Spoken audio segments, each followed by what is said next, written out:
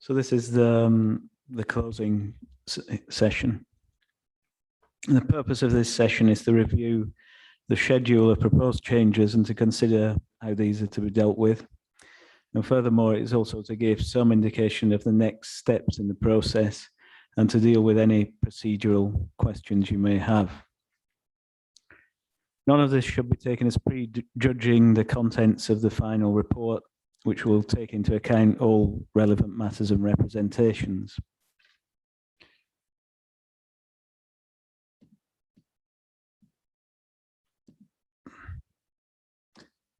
So turning firstly to the proposed changes to the South London Waste Plan. So some were suggested in response to our initial questions, and some were proposed in response to the publication of our matters, issues and questions. And several have been proposed during the course of the hearing sessions. So to assist the next stage of the examination, it'll be necessary to produce a consolidated list of main modifications. It incorporated all of the changes suggested since the Regulation 19 stage for the purposes of consultation and possibly further sustainability appraisal and habitats regulation assessment. So we touched on it before, but there's a distinction between main and additional modifications as referred to in the 2004 Act. So additional modifications are those that taken together do not materially affect the policies of the plan. Main modifications can therefore take it to be those that do materially affect its policies. They will therefore comprise any changes to the policies themselves or to the supporting text which have a significant bearing on the interpretation of policy. So part of the production of the consolidated list of changes will be the assessment of which of them are main and which of them are additional modifications. And this exercise should be carried out by the boroughs in conjunction with us, following the closure of the hearings and prior to the consultation process. In these regards, we note that the boroughs have produced separate schedules of what they consider to be main and additional modifications.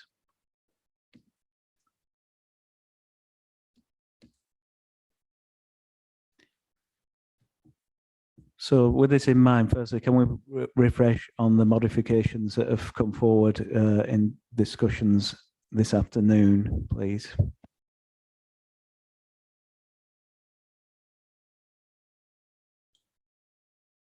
Thank you.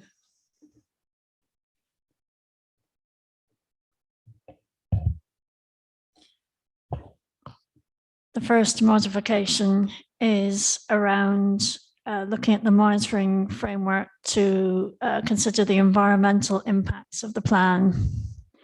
There was a round of discussion around the Weir Road waste sites, and that was quite a long discussion, but the overall modification was making sure that that we're meeting our environmental obligations and that the environmental impact of waste management is acceptable. The next modification was around the use of the word amenity in policy WP5. Next modification 3 was around considering whether it's clear or not that any waste management or transfer planning applications will have to accord with the design policies of each local planning authority. The fifth modification is around policy, the statements of community involvement and making it clear how local communities can be involved and adding that within the plan. Currently, that's within the statements.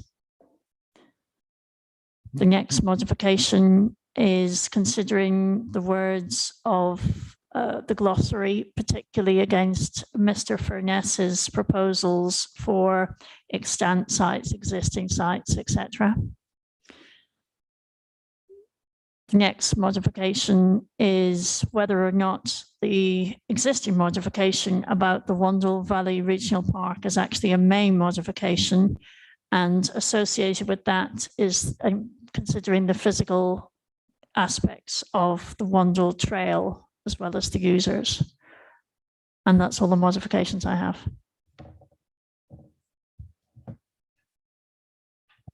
Yeah, that accords with Mr. West. Did you want to say something? Maybe I didn't follow it sufficiently closely, but this business of the review, where is that in this? Yeah, that was the modification relating to the monitoring. I think that is included, will be included in that. yeah, I think that we've obviously just prefaced the broad headings there, but I think there's an expectation that those monitoring indicators that we've talked about will have an action, an intervention, and the intervention is whatever it comes out, which could include review. So we've covered it. We've perhaps not said the right words, but I think what you're seeking has been satisfied by what they've suggested the modification. The key is what are the interventions that will then trigger something else. So, but you will have sight of that verbatim and be asked for comments, Mr. West. I'm happy. Thank you.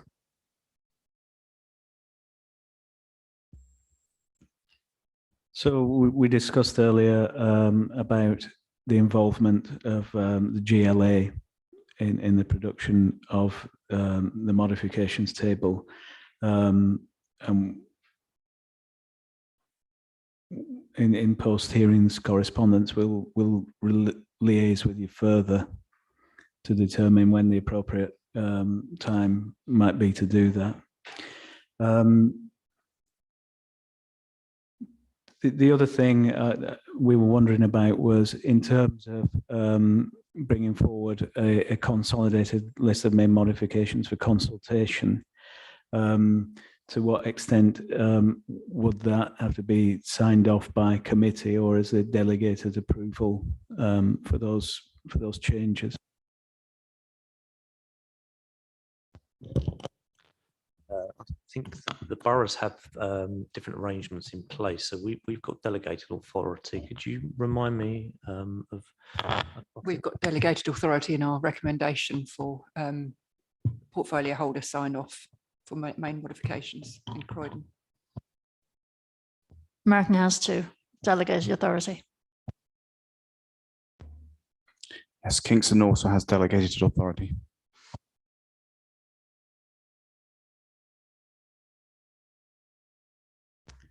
Okay, thank you. So the plan includes changes that would have to be reflected on the policies maps of the constituent boroughs to capture the spatial implications of its policies.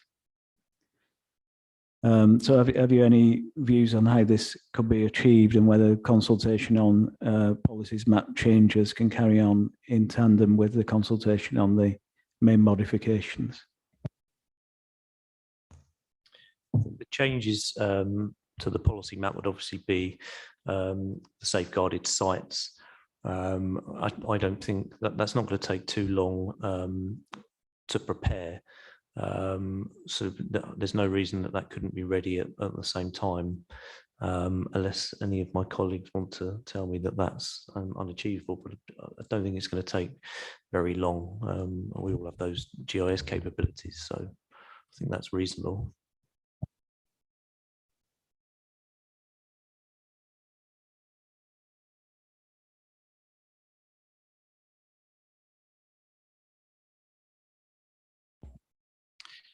Okay, so in addition to the potential changes that have already been identified, following the closure of the hearings, we'll be reflecting on whether any other elements of the plan are potentially unsound or not legally compliant, and whether any revisions will be necessary to ensure soundness and or legal compliance. So for our part, we intend to produce a post-hearings letter outlining our reflections on the examination thus far and the discussions that have taken place at the hearing sessions. So the letter is intended to be helpful and to give the boroughs an opportunity to consider what further modifications, if any, should be made, or whether any further work may be required. So we intend to deal with this as a first stage of the post-hearing process, and our initial views should be with you in due course, but hopefully by the end of September. So our letter will be publicly available and published on the website in the usual way. We'll then work with you to finalise the schedule of proposed main modifications, which we'll need to see before it is published to ensure that it reflects our understanding of hearing discussions and is in the interest of the soundness and legal compliance of the plan.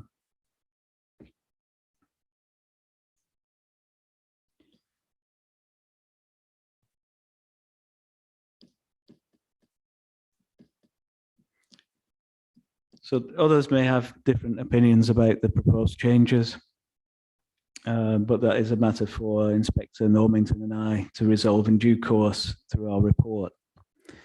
And in any event, the changes will be subject to further consultation, so people will be able to voice their opinions on it.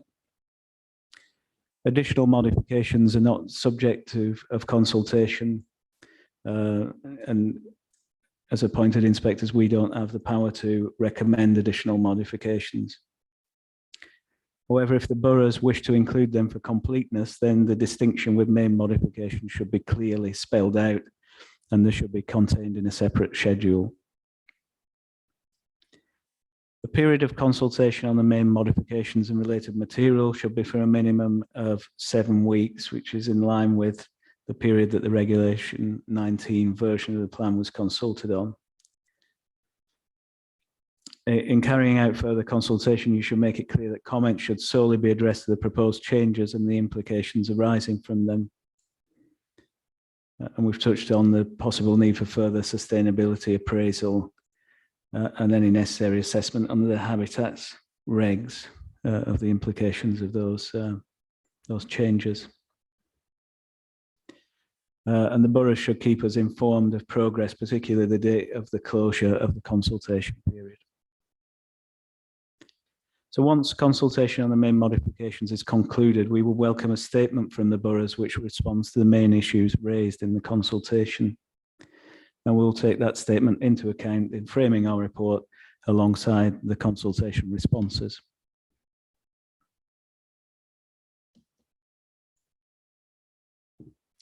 So in taking that, we'll obviously take all that material into account before finalising our report. At the moment, it is difficult to give definitive guidance about when the report will be produced. So obviously, we don't know how long the main modifications consultation is going to take, but an initial estimate will be early 2022. A firmer date will be given nearer the time, particularly once we have a date for the closure of the consultation. Do you have any procedural questions at this point regarding the post-hearing stage?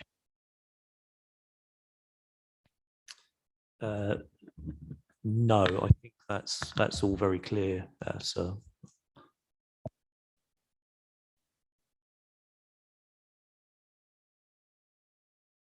I think we also have a hand up from Mr. Potter, who perhaps wants to speak on this matter as well. So yeah, hands up, Mr. Potter. I assume you're still there and you want to speak. Yes, I do, sir. Sorry, there's a bit of background noise here. When the boroughs were going through the modifications that they got down, I didn't catch whether they actually included the deletion of site S1 from the appendix as a safeguarded site. Did I actually miss that, or? If I heard the boroughs rightly, and Inspector Fort's response there, it was only the modifications that cropped up in that last session. Oh, so I took it as read that Mr. James's response to the deletion of that we made at the start of that session was the modification for the session prior to lunchtime. So unless I'll ask Mr. James just to confirm that that is a position, but I don't think we were seeking for confirmation of that in those modifications, Mr. Potter, which related to that last session. but the previous sessions modifications were discussed at the start, and that's probably the distinction. But I've just asked Mr. James to confirm that there is no lack of clarity. No, I can confirm that. We've got deletion of S1 on the list, and I confirm we won't forget, Mr. Potter. Thank you for that reassurance, and sorry if I misunderstood. Could I also just make a request that it would be helpful if, when publishing the modifications, that a version of the plan itself be produced with all of those modifications dropped in, so we can see it all in one place. Please. Yes, in fact, my colleague Eben had already done that actually last week in preparation for today. So we can publish that at the same time as the consultations. I think respondents will find that probably quite useful. Absolutely. Thank you very much. And thank you to you both inspectors for your time. Thank you, Mr. Potter. So before we close the hearing sessions, we'd like to invite the boroughs to make any closing remarks that they may have.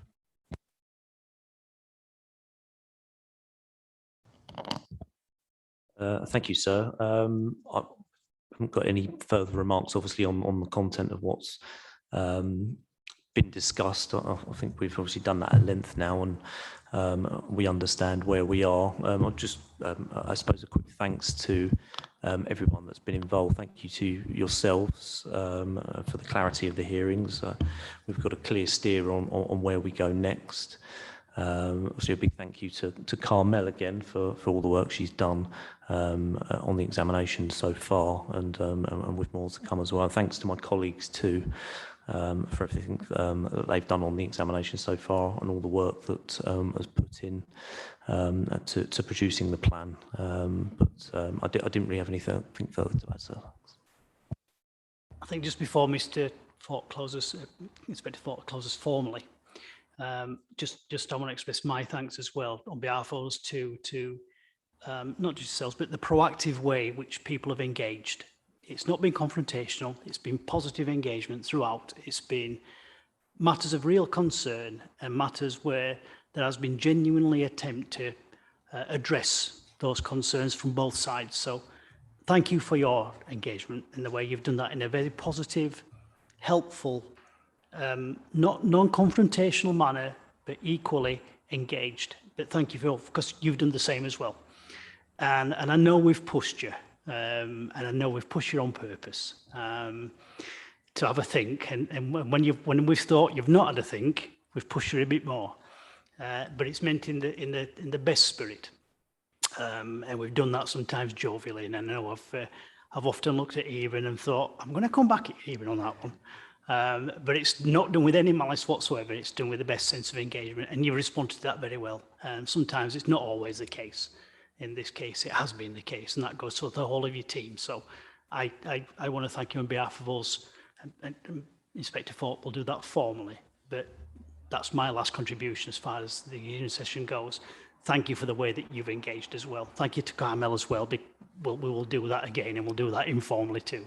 But thank you for the way that you've responded and the way you've risen to the challenges that we've thrown at you. And we have thrown a few at you, and you've dealt with that as well very well. So thank you. Yes, I'd like to echo Inspector Normington's comments there. Thanks for the very proactive and positive engagement that we've had and contributions from all parties. I'd like to thank the boroughs for the timely responses to our various requests and for accommodating these sessions. Of course, we'd like to thank Carmel for her efficient and effective work during the hearings and in the wider examination. So, having said that, we've got nothing further to discuss today, and the hearing sessions are now closed. Thank you.